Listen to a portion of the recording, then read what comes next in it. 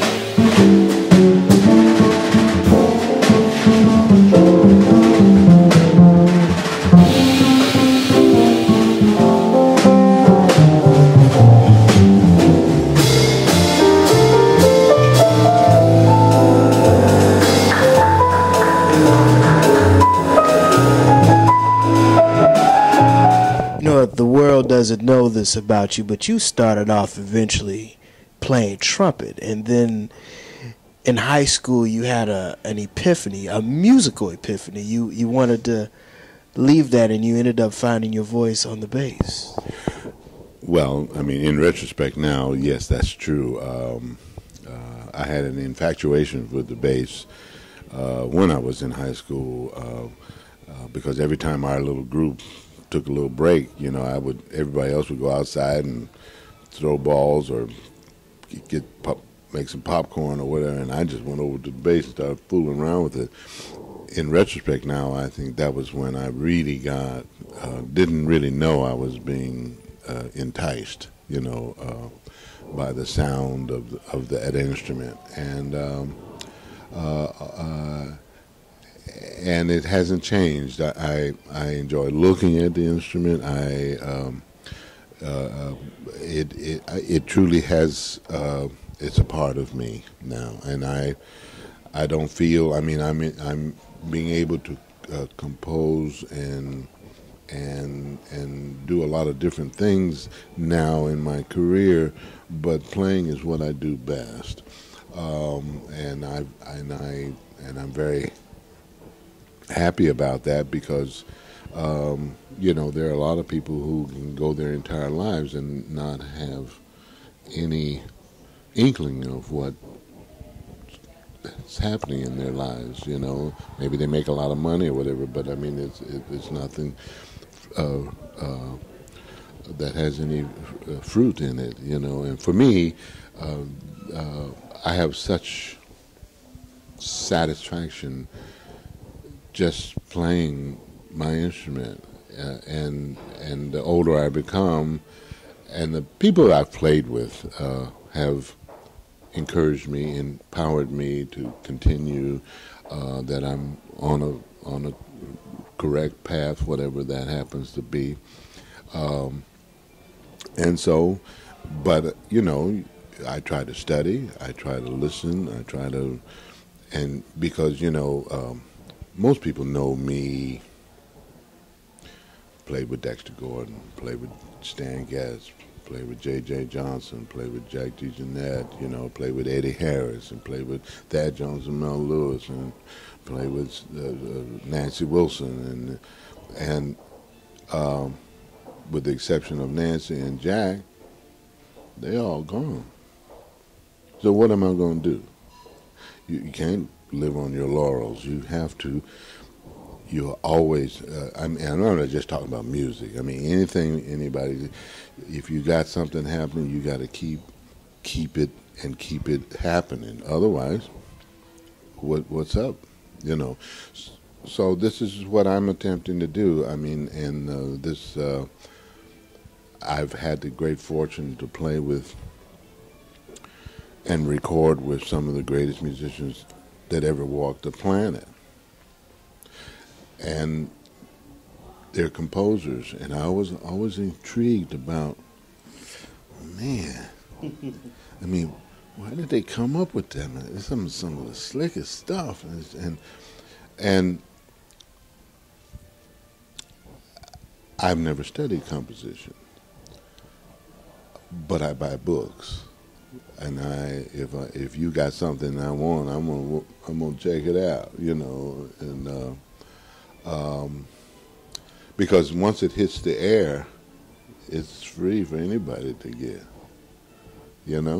So it's a work ethic that I think a lot of people want stuff to, make me famous. What is that, and so the process of composition has completely. I'm smitten with just the process of it. It's really exciting, and it's like you don't even know why you like what you like.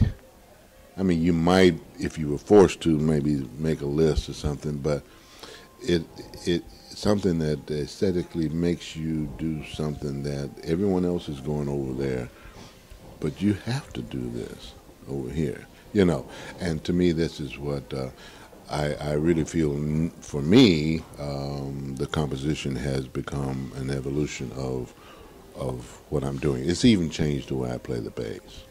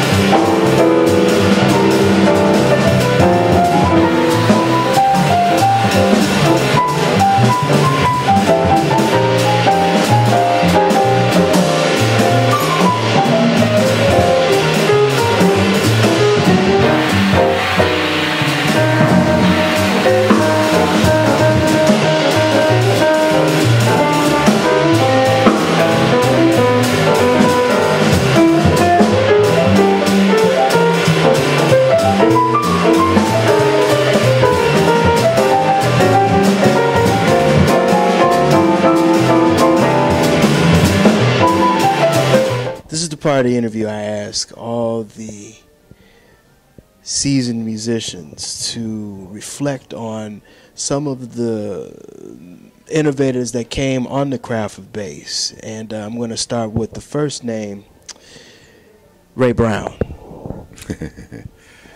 Well, he's probably one of the swingingest bass players that ever hit the planet, you know, but when I saw Ray Brown live, that was it. That changed. That's what I got to do.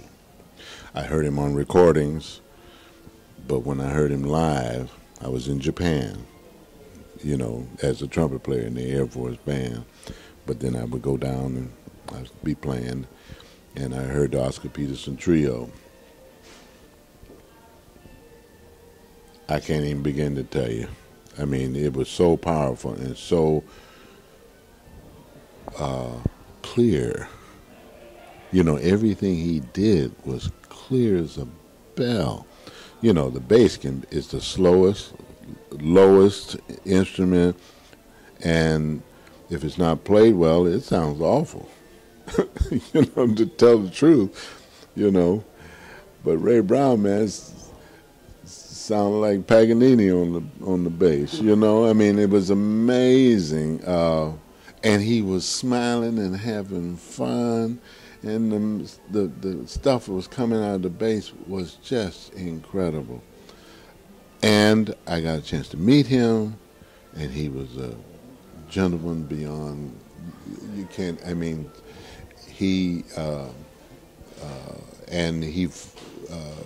and I was just kind of getting my stuff started, and years later, I would go see him, and he began to hear about me when I used to live in Chicago. And he said, I've been hearing about you, you know, got my eye on you, you know. And then he encouraged me with it, because he was the first black jazz musician to publish his own method book with his own money. See, a lot of people don't know that. You know, Oscar Peterson Trio had a school up in Canada, and people know about that. But Ray, he was a businessman too, on top of it. But he was always encouraging. And then and he says, just keep the bass up front. He said, yeah, we're back in the back, but we keep the bass up front. He always, that's where I keep it. And so each time and then when my book came out, you know, I gave him a copy as admiration, and he said, "Man, thank you, man. You're the only one who really listened to me." So, you know, people tell you things, but sometimes we don't hear them. You know, we don't hear them when we need to hear them, but he remembered. He says, "You listen to me," you know, and he encouraged me, and he congratulated for finishing my book and putting it out and owning it. Because Eddie Harris told me that if you're gonna write one, finish it first and then own it. Don't give it to nobody. And of course, way back then, I didn't know how profound that message was. But Ray Brown was super supportive up until the time that he left us. You know. Milt Hinton. The judge. Well, he and I became actually very close, and he too. When I first came to New York visiting, I was playing with Eddie Harris and went to one of the bass choir rehearsal, and it was in Brooklyn, and we were coming back from Brooklyn, and I didn't know how to get on the train, you know. He said, well, went to the rehearsal, and he said, well, I'm going back to Manhattan. Come on, you can go with me. He's at least 35 years older than I was, and I had to catch up walking because he was walking fast. And he said, come on, bro, you know. And if you played the bass, you were part of the family. It was that simple. The judge was magnificent, and he could play the mess out the bass. And he was probably one of the most recorded bassists, period. And no ego, no nothing, and he could come in here and make this whole place light up. I mean, you think you're in Shea Stadium at midnight with all the lights on. That's the way, when he played, the shit lighted up. It was incredible. So, to me, we have that power as bassists if we're focused enough to do Steve. Ray Brown and Milt Hinton, they're not that far apart, really, in what the end product is. That'll do it again for another edition of the Pace Report. I'm Brian Pace, reporting live at Jazz at Catano here in New York City. I'd like to personally thank Rufus Reid for his time, as well as the staff and management here at Jazz at Catano. As always, please visit my website, www.thepacereport.com, for my weekly column as well as my past segments. Until next time, remember, if it's in the groove, it'll make you move. Till next time, peace.